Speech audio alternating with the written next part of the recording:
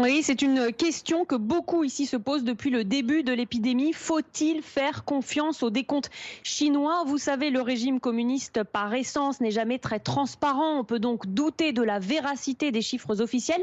Et puis il y a ces derniers jours ces photos qui ont circulé. On y voit les habitants de Wuhan, le foyer de l'épidémie, autorisés pour la première fois après plus de 2 mois de quarantaine à aller récupérer les cendres de leurs proches disparus. Et ce qu'on voit, c'est que les files d'attente aux entrées des funérariums sont très longues. Certaines personnes racontent même avoir dû patienter près de 5 heures avant de pouvoir récupérer les urnes funéraires de leurs proches. Sauf que depuis, eh bien, ces photos, elles ont été censurées des réseaux sociaux chinois, signe que les autorités ne veulent pas les voir circuler.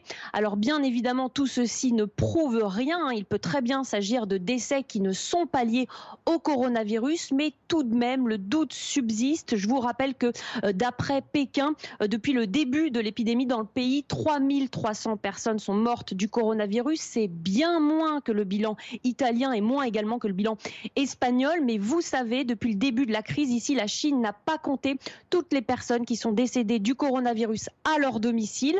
Et puis, la Chine n'a commencé à compter ses victimes qu'à partir de la mi-janvier. Or, vous le savez, hein, le virus est apparu en Chine dès au moins le mois de décembre. Merci.